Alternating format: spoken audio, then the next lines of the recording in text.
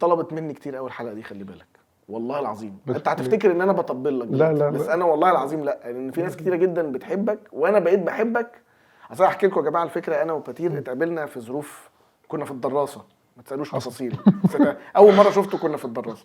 وبعد كده هو كان راجل هادي جدا، بس مش عارف ليه حصل حاجه ان انا ما نسيتكش. يعني لما شفتك يوميها في حاجه حصلت، ما كنتش شخص عابر كده سلمت عليه خلاص، فضلت فاكرك. فلما بدات تعمل المحتوى وبدات تشتغل الشغل بتاعك ده، من كتر ما انت اختلفت يعني كنت هادي قوي لما قابلتك. فكلمت اصحابي اللي كانوا معانا، سالتهم يا جماعه هو ده نفس باتير اللي احنا قابلناه مع بعض ولا ده واحد تاني؟ فيقول لا هو.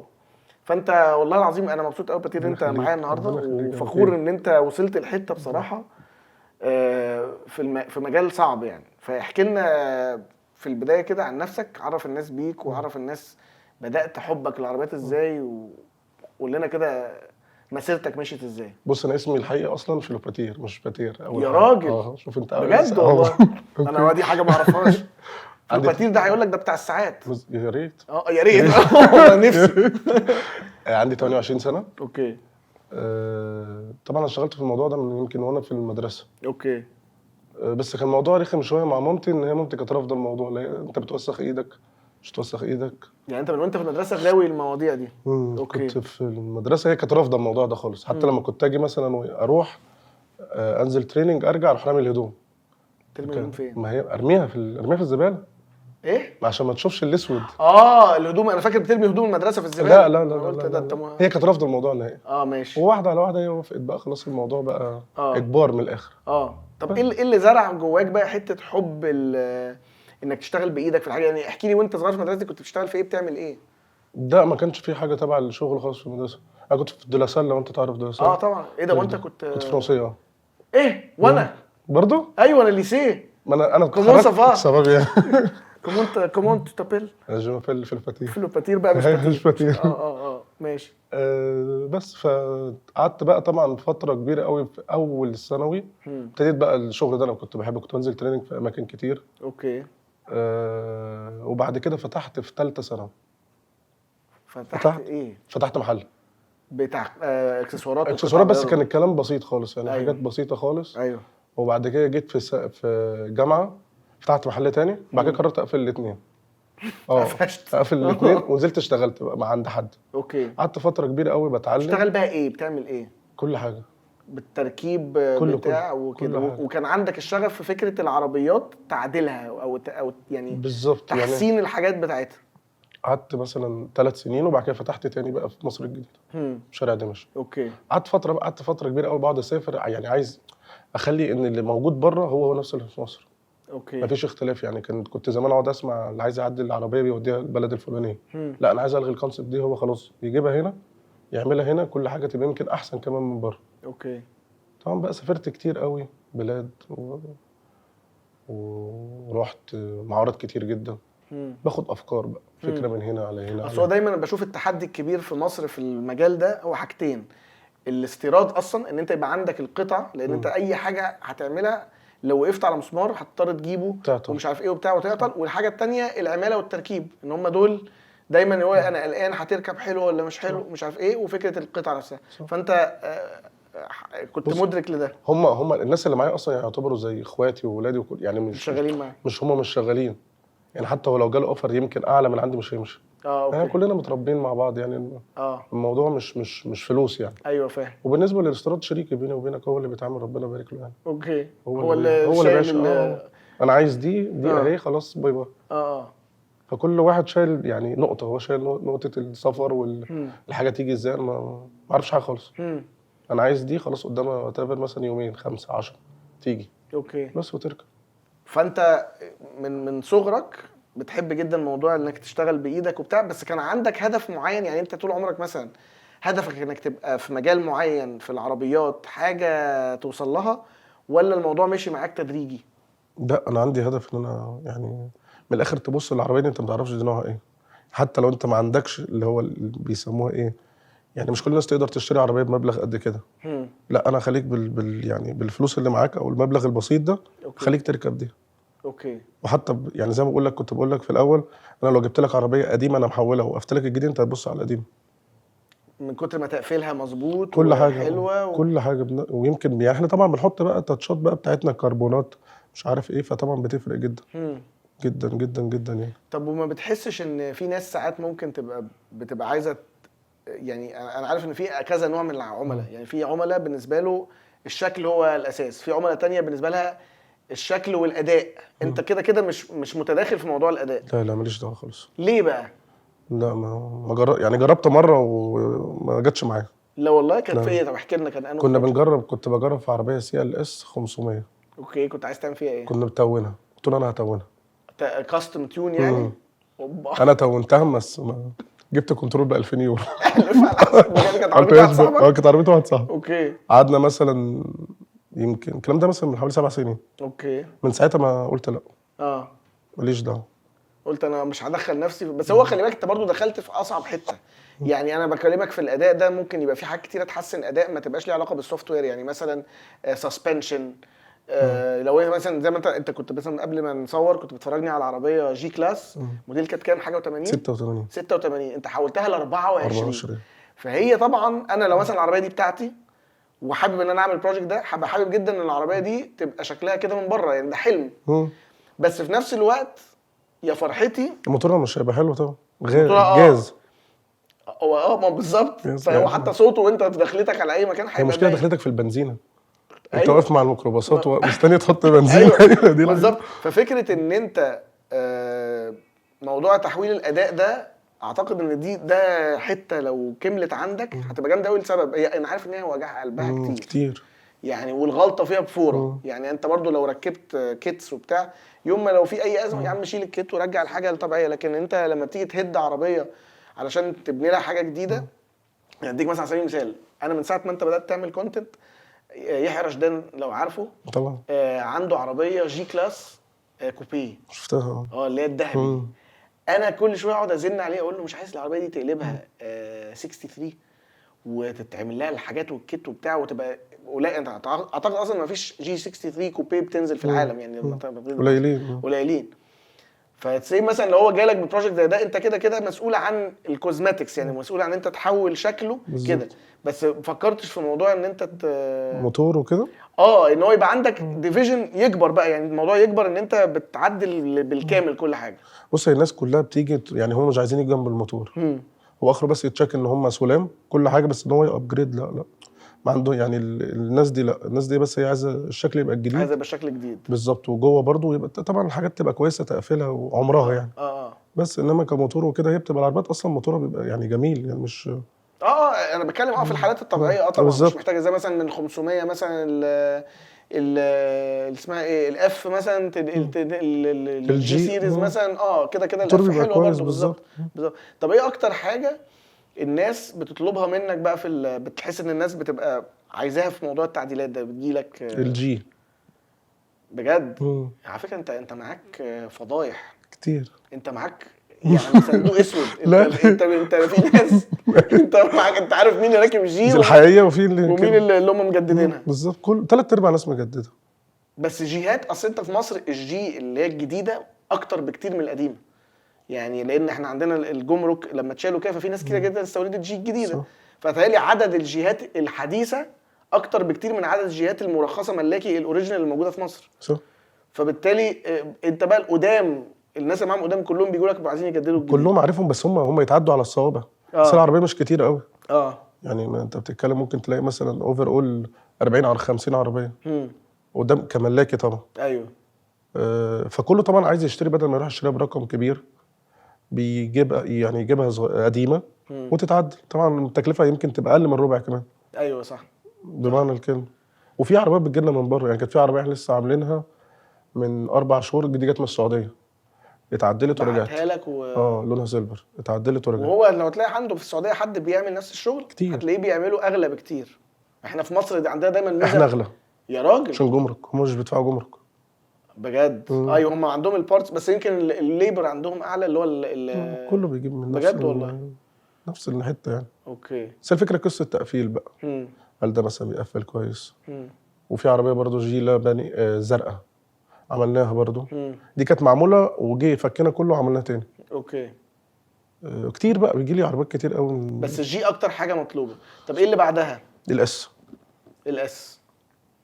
وبعدها يعني الحاجات المرسيدس وبي ام عامه مرسيدس وبي ام. يمكن مرسيدس اكتر. مرسيدس ليها حاجات كتير قوي. اه يعني اي عربيه مرسيدس بتتحول فعلا. من اول عشان 2007 8 وانت طالع كله بيتقل. كله بتعرف تكلفته اقل. اه. طب ايه بالنسبه لك ايه اصعب عربيات تتعدل؟ يعني تحس ان انت انا مش عايز اروح السكه دي، بس بيجي لك ناس عليها، بس تحس ان انت ما انتش عايز. الجي في الفتيس.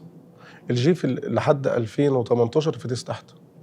لا مش فاهم، انا جي كلاس جي كلاس الفتيس بتاعها يعني بيبقى بتنقل من تحت. يعني ايه؟ يعني الفتيس تحت، ما هو الجير يبقى ذات فين؟ نفسه الجديده التاني فوق. بيبقى فوق. احنا بننقله بقى من غير ما نغير فتيس.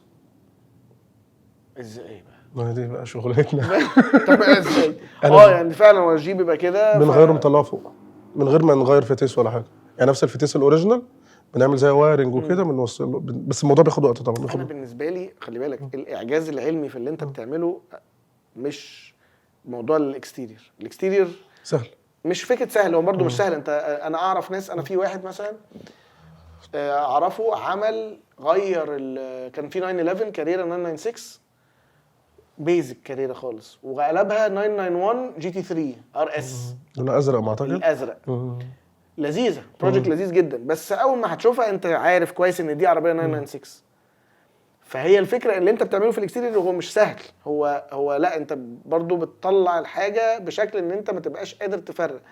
الصعب قوي الانتيريور. يعني انا عايزك تحكي لي موضوع الانتيريور ده، انت اكيد ما بداتش بيه. انت الانتيريور ده لما انت الموضوع ما شاء الله دخلت في حته متقدمه ومتطوره في الشغل، فبدات تحول الانتيريور زي ما انت بتقول دلوقتي اهو، بتغير فتيس من تحت لفوق دي، وفكره ان هي تكون عربيه قديمه بانفوتيمنت قديم بتركب لها الجديد. فاحكي لي كده التجربه بتبقى عامله ازاي، واحكي لي التجربه كمان في الاستخدام. هل فعلا اكيد انت مش هتيجي تقول لي في الاستخدام بيبقى وحش يعني، بس انا اقصد اقول ازاي بتحاول تحافظ ان العربيه دي تبقى استخدامها من جوه اللي سايقها يبقى حاسس ان هو فعلا في عربيه جديده بقى. بص احنا بنستارت مبدئيا بنجيب العربيه كلها على الحديده خالص كله، عشان الضفيره تبقى قدامك. لان طبعا بيبقى وارد ان الضفيره بتبقى متاكله. العربيه قديمه برضو يعني مش جديده. عوامل الجو كل ده مأثر عليها. نبتدي احنا نستارت نعدي بقى نجيب ضفيره جديده واتيفر بقى هو بيعملها اوريجينال او صيني على حسب اختيار العميل. وكده كده كله بيبقى متامن. يعني بيبقى في علبه فيوزات جديده احنا بنركبها كل حاجه. ونبتدي بقى ايه يعني بنمشيها يعني اللي هو بالبلدي هقولها لك. انت بنعمل عربيه اكنك بتصنع عربيه جديده خالص. كل حاجه طبعا وارد ان هي حتى لو شغاله هي شغاله. يعني مثلا ازاز تيجي ترفع الازاز عربيه موديل 90 مش زي 2000 وحاجه، الازاز هتلاقيه بيطلع سنه. ايوه نغير كل ده بيتغير. كل حاجه بتتغير. حتى بيبقى في صاجه ما بين الباب والفرش الباب. ايوه دي بتتغير برضو. وارد انها بتبقى متاكله كل ده بيتغير. فانت مش مجرد بس الحاجه اللي عينك بتقع عليها، لا اللي في الظهر، اللي ورا كمان. لا اللي في الظهر هي المشكله في الظهر. يعني عايز اقول لك الطقم الاس ده لما عملوه اول ما الناس صنعوه الطقم حلو من بره انت شايفه جميل. طب اللي جوه بقى. ايوه فاضطرينا رحنا المصنع فك. فكينا طبعا. هو طبعا يعني هو طبعا الواد اللي عاملها استاذ، بس انت مش شايف. هو في المعرض هو عارض لك حاجه من بره الله جميله ماتيريال كويسه، لان هو مكلف جدا. يعني هو مثلا مش عامله بكلام فاضي ان هو بعدها بشهر 2 3 يبوظ. ايوه بس ففكينا العربيه ساعتها وبصينا وشفنا الدنيا من ورا بقى اللي هو العميل مش بيشوفه. بنتكلم اللي هي عواقب اللي هي لو بعد كده ايه اللي هيحصل. لا جميل وفي الاستخدام وكده جميل كله. انت عارف انا جالي فيديو ليك برضو قريب عجبني قوي، لان انا العربيه دي بحبها قوي، المازيراتي الجراند توريزمو. عربيه تحفه. يعني هي مش سيبك ان هي تحفه كاستخدام كبتاع، بس هي من ايام ما نزلت وهي عربيه قمر يعني. بس وحتى تامر بشير معاها واحده. بس الفكره ان هي فعلا من جوه قديمه جدا، ان هي عربيه نازله مثلا نقول من 2007 مظبوط. وعاشت تقريبا دي من اكتر عربيات في تاريخ صناعه السيارات اللي عاشت في البرودكشن فتره طويله جدا. فالانفوتيمنت بتاعها قديم جدا. فمثلا فكره ان انت بتغير لها مش بس الشاشه، ده انت غيرت لها كمان العدادات بتاعتها، خليتها عداده ديجيتال اللي هي حاجه اصلا الشركه ما عملتهاش. صح. فعامله بقى ازاي دي في الاستخدام مثلا بتبقى، يعني ازاي بتتاكد ان البارت دي تبقى فعلا في الاستخدام سهله ومش لاجي وكده؟ بص انا قبل ما بجيب اي حاجه بجيب مثلا وكيل صاحبي، وكيل معاه مازيراتي، وكيل عايز العربيه، اروح جايب الحاجه اجربها اسبوع 2 3. لقيت مثلا وكيل بيزن عايز العربيه، اقول له هديها لك الحاجه ايه فور فري. فطبعا خلاص هو الموضوع بالنسبه له خد العربيه 10 شهور جرب اللي انت عايزه وهات الحاجه هات العربيه. فانا قبل ما بجيب حاجه بعمل كده لازم تتست. يعني قبل ما اشتغل في عربيات الجي جبت عربيه قعدت اعدل فيها، كنت بفكها كل يوم طب خلاص اوكي نبتدي نعلن. الاس نفس القصه برضه، جبت عربيه واحد صاحبي عملنا من بره، انا يعني ما بيشغلش دماغي من بره. سهله. بره الموضوع سهل. من جوه طب الاستخدام زي ما انت قلت، هل الحاجه دي هتبوظ؟ طب في اصوات. ما هو طبعا، ما هو هقول لك على حاجه، اغلبيه الناس اللي احنا بنعمل لهم عربيات، يعني مثلا لو انت بتشوف 10 فيديوهات ل 10 عربيات، احنا عاملين 1000 عربيه، ما هو ده اللي انا متاكد بس الناس ما بترضاش تصور. ما حدش بقى عايز ما عشان كده بقول لك انت معاك عشان يعني هو بيروح يقول للناس دي عربيه 24. هي دي زي فعلا اللي الناس بيشتري ساعات فيك.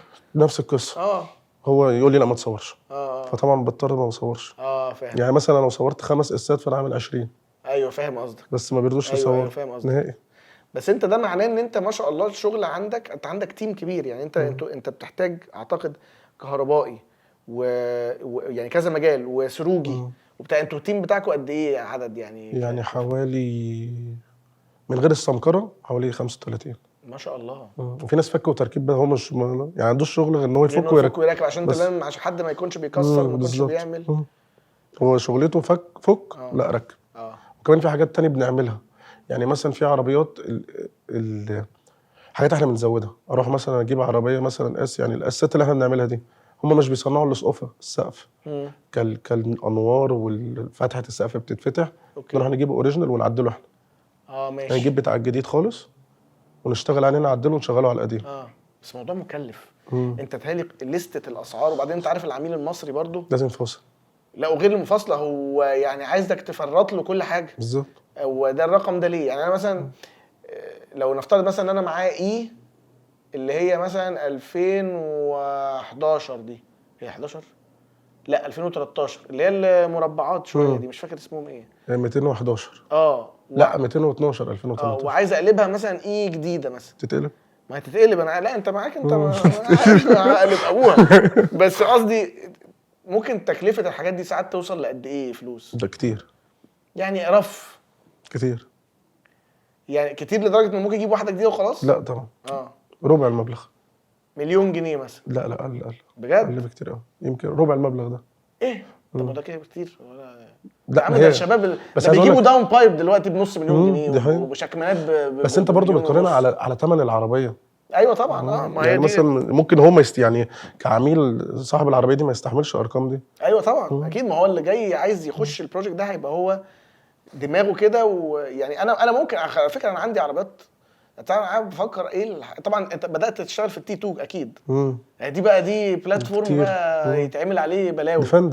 ديفندر بنحولها كمان في، يعني شغالين على بروجكت دلوقتي بنحولها لوما ديفندر. لا ديفندر المتعدله. ايوه بالظبط. بس هي بيني وبينك انا بحس ان هي يعني انا معايا واحده دلوقتي بحس ان انا مش قادر احط لها وزن زياده. يعني حاسس ان هي تقيله. هي اصلا تقيله شويه فاللي هو تمشي كده. طب ايه اكتر عربيه انت فاكر كويس قوي ان انت كنت بعد ما خلص كده بصيت لها كده وقلت يعني هي دي؟ يعني انا فخور قوي بالبروجكت ده، احلى حاجه انا عملتها. اللي انا وريتها لك من شويه، بس بلاش نقولها.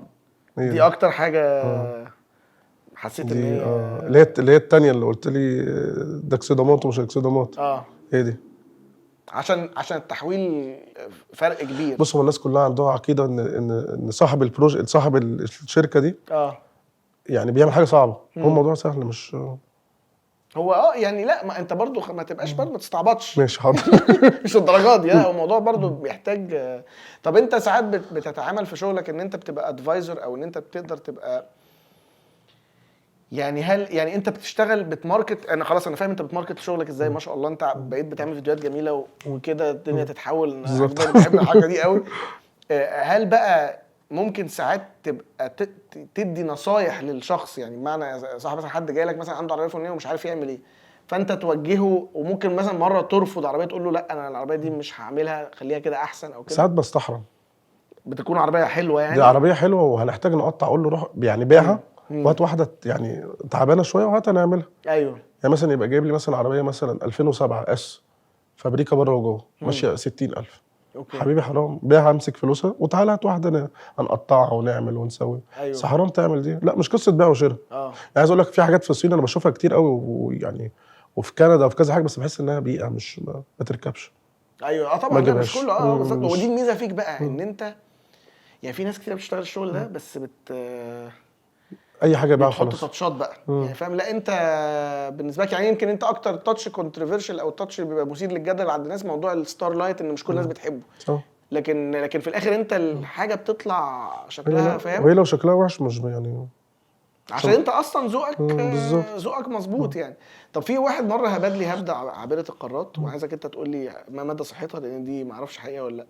بيقول لك قال ايه ان لو حد مغير شكل عربيه، لو حد عنده مثلا عربيه اوكي زي مثلا اس مثلا 2000 بلاش اس، ممكن مثلا 3 سيريز مثلا 390 او مثلا بلاش 90 خلينا في القريبين من بعض، اف مثلا، وعايز وغيرها بالفعل للجي سيريز، هل ده يعمل له مشكله في الترخيص؟ في الترخيص بص، طول ما رقم الشاسيه ورقم الموتور مكانهم محدش هيكلمك خالص خالص نهائي. اصل هو ده بقى في ناس كتير تقول لك اصل ده طب انا اقول لك على حاجه. اه العربيه السي اللي كانت معايا اللي هي الولعت دي، العربيه دي قبل ما تولع كنت ايوه انا عايزك لازقها، تحكي لنا القصه دي بس بعد ما ترد على سؤالي. كنت لازقها لون ستيكر. اه المهم وقفت في كمين، ده مش لونها، راح صاحب الرخص فعمل لي ان هي متغيره تغيير اجزاء جوهريه، يعني ده مش لونها. رحت كشفت في المرور، اتاكد ان رقم الشاسيه ورقم الموتور مكانه، وخدت الرخص. باي باي. ايوه يعني انت كنت بتغير لونها بس مش ثابته يعني على كنت ثابته. هو ده كان ايه راب ولا كان ستيكر. طب من الراب هو بس ده كمين يعني هو لا استقصدك بص، هي دي المخالفه اللي هو تغيير اجزاء تغيير جوهريه. اللون. بالظبط. هو ما قاليش تغيير اللون، لا بالعكس قال لي تغيير اجزاء جوهريه. يمكن ده الصيغه بتاعت ممكن يعني. المخالفه.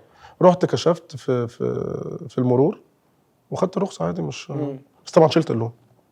ما طبعا هو اصلا ده دلوقتي كمان وصلت لمرحله ان انت لو عملت بروتكشن مط او ساتن لو عملته قبل الترخيص ممكن ما يرخصوش. مش هو ده، هو مش هيرخصها. عشان كده ده انا اعرف ناس لبست الموضوع ده، بيجوا يعني يشيلوه بيجي يعملوا يسخن يستلم العربيه يروح طالع على البروتكشن عاملها مط وطالع على المرور يروح شايلينه له شايلينه تاني. فلبس فلوس البروتكشن كلها. صح.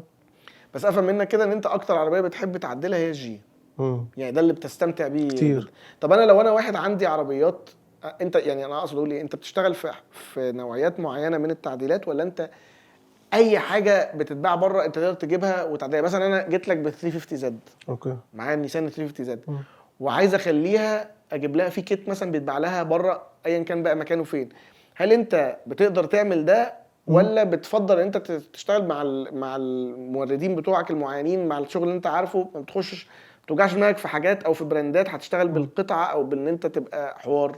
بص انا كل ما بسافر باخد، يعني بجيب مثلا، انا رحت مثلا البلد الفلانيه بشوف اي ايفنت عربيات حلو، بخش، طب يا جماعه انتوا بتشتروا منين؟ بنشتري من الناس دي. اوكي، بروح واخد الكونتاكت بتاعه. نفس القصه في كل بلد. فانت لو انت قاعد على النت لو لقيت حته يعني اي حاجه في اي بلد انا هجيبها لك. ما انت انا عارف انك تقدر اي حاجه. يعني فاكر العربيه اللوتس لما قلت لك الصوت، انا ايوه انا طالب طقم صوت ايه في العربيه الموضوع ده جاي قدامه قبل رمضان ان شاء الله. انا عايز بس اشرح للناس. هو باتير في مره قال لي ايه هو عارف ان اللوتس الاميره الساوند سيستم، وعاده مش الاميره واغلب العربيات الفيراري واللامبورجيني كل دايما الساوند سيستم بتاعهم بيبقى بالزبط. مش احلى حاجه، مش ما اعرفش ليه.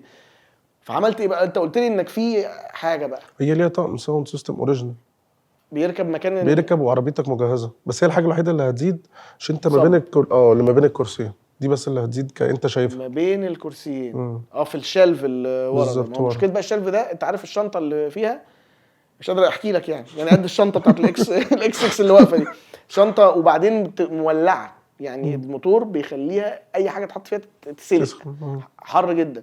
فانا اصلا لما باجي اسافر ما بحطش حاجه قوي في الشنطه اللي ورا، بحط ورا الكرسي الشنطه عامل لها شنطه لوتس. بس هي ليها استخدام اصلا ولا لا؟ اللي ايه الحته اللي ورا دي هي دي اللي انا بحط فيها شنطه سفري وانا مسافر. لا اللي ما بين الكرسيين. ما هي ما فيش، هو بنش. أوكي. يعني هو انت كرسيين ووراك في بنش كده عليه شبكه كده تقدر تحط عليه بقى ورا الكرسي اللي جنبك او ورا كرسيك او في النص، ما هي حته فاضيه. فهي لو انت قفلتها ما اعرفش بقى الصب ده شكله ايه او هي مشكلتها تهيألي في فكره الصب والامبليفاينج بتاع الصوت. بس طب انت جبت الكيت ده اصلا ولا لا؟ قدام قبل رمضان ده جاي لحد مخصوص. هو انه واحد بقى مش عارف، زرقاء اكيد زرقاء عشان انا كله جاب زرقاء. انت عارف الموضوع ده؟ ايوه انا شفت كتير قوي زرقاء وجات لنا 2 زرقاء. ايوه انا بقى هو ده يعني الحمد لله هو علامه من علامات النجاح يعني الناس. بس في الاخر انا دلوقتي عربيه بعمل عليها ديزاين دلوقتي يعني انا شايف ستيكر اصفر يعني قلت اغير اي شكل فاهم بالظبط ملفته. طب احكي لنا بقى على موضوع السي كلاس. انا عارف الموضوع ده كان بالنسبه لك موضوع مؤثر جدا، وكمان الناس استغلته بالغلط يعني. أيوة. يعني فاهم؟ فاحكي لنا القصه دي من بدايتها. انت كان معاك سي كونفرتبل، احكي بقى قصه العربيه دي. انا كنت ماشي على كوبري اكتوبر وحاجه كده عند يعني دي ربنا. كانت اول عربيه تجيبها؟ كانت اول اللي هو بقى عربيه انت فرحان بيها بالظبط. عربيتك، وعامل فيها بقى كل الحاجات اللي كل انت حاجة. بتبين فيها شغلك. شغلي بالظبط. هو كانت عربيه قمر الصراحه، وكان مم. فيها حاجات كتيره جدا حلوه. ايه بقى اللي حصل؟ وانا ماشي مش عارف يعني حاجه قالت لي كده من عند ربنا افتح السقف. ماشي. فتحت السقف بعدها بدقيقتين لقيت الناس بترعش لي، فانا مش فاهم، فقلت عايز يجري فجيت كده يمين قعد يرعش لي، فبهدي لقيت نار قدامي. نار نار؟ نار كبوت مقفول؟ كبوت مقفول. فببص على العداد مفيش حاجه، وبرمي يعني عيني كده على لقيت ان في اللي هي الاشاره فصلت. ببص على المرايه لقيت الحاجه بتفرقع. يا نهار ابيض. فنزلت. انت مش حاسس كنت كل مفيش حاجه خالص وماشيه معايا مفيش اي حاجه خالص يعني ما كانش في. غريبة قوي. ماشي. وقفت افتح الكبوت طبعا ما عرفتش افتح الكبوت. ما خلاص بقى لا مولعة خلاص بقى الدنيا خلاص. ناس وقفت لي طفايات مفيش، مش عشان الكبوت مقفول مش عارف بالظبط. توصل. لا حياه لمن تنادي راحت النار ماسكه فيها. انت يا حرام وقفت شفت المشهد ده؟ قعدت 3 ساعات. قاعد بتتفرج عليه وهي بتنتهي 3 ساعات. انت بتشوف بقى اللي عارف ايه يعني بالتصوير عمرك البطيء. بقى. ايوه بالظبط. طبعا. المهم قعدنا مثلا حوالي 3 ساعات جت 2 مطافي. ده كان على الكوبري؟ كان على الكوبري. كوبري اكتوبر؟ كانت الساعه 5 او 4. تلاقيه وقف. انا يعني وقف. ايه ده انتهى؟ وبرده كذا حد جالي. انا قعدت مثلا من 5 لحد 10 ماشي من على الكوبري. ناس كتير جدا جولي ومش عارف اعمل ايه يعني خلاص هتعمل ايه؟ يعني حتى وهي قبل يعني هي بعد ما ولعت كان في يعني زبون عندي اداني مفتاح عربيته. المفتاح كان جوه العربيه. اتحرق؟ لا طبعا رحت جبته. هي الناس بقى فاكرين ان انا بجري على العربيه ان انا هرمي نفسي في العربيه. انت عايز المفتاح؟ عايز المفتاح لان مش هعرف اعمل. عربيه ايه يعني؟ ما مش عارف اعمل عليها نسخه عربيه عليها بجد؟ مش هينفع اعمل عليها يعني نسخه. يعني انت عملت كل الحاجات دي حاجتي مش مشكله. ومش هتطلع نسخه على لا المفتاح؟ مش هعرف لازم توكيل. طيب انت بقى بما ان انت ما شاء الله انت قلت لي ان انتوا التيم بتاعكم كبير وكده، انت توسعاتك بقى تبقى عامله ازاي؟ طموحك عايز توصل لايه؟ هتعمل ايه الفتره الجايه؟ لان في ناس كتيره جدا عايزه تعرف. احنا بنفتح مكان جديد بعد رمضان ان شاء الله في مصر برضه هنا بس اكبر بقى يعني اكبر بكتير قوي. وطبعا يعني كل حاجه هتبقى عندنا وباذن الله برضه بعد رمضان في فرع في دبي هيفتح. ما شاء الله. انا متخيل ان انت في ناس كتيره في دبي عارفينك يعني. انا دايما عندي نظريه انك لو نجحت في مصر بالظبط جامد هتعرف تنجح بره. مظبوط. فدبي ده ماركت برضو عنيف قوي ده. كتير وناس كتير هناك بقى قوي. وهتبقى انت ما بين هنا وهناك كل شويه هنا وتاخد بقى الاقامه الذهبيه لا ونعمل لك فيديو. لا ده بقول لك كده لازم. استاذه الفنانه صفيه العمري خدت الاقامه الذهبيه مؤخرا، شفت انت الموضوع ده؟ لا بجد؟ كل يعني انت معاك اقامه في دبي ولا لا؟ لا لسه ما عملتش اقامه. لازم. بس الناس اللي عندي معاهم اقامه. انت قلت تسكنهم هم انا هعرف اسافر انما هم الموضوع بيبقى صعب شويه. ايوه طبعا. وساعات بيجي لهم شغل بيروحوا مثلا 3 4 ايام ويرجعوا. حاجات تبع شغلك. حاجات تبع شغلنا بنعملها.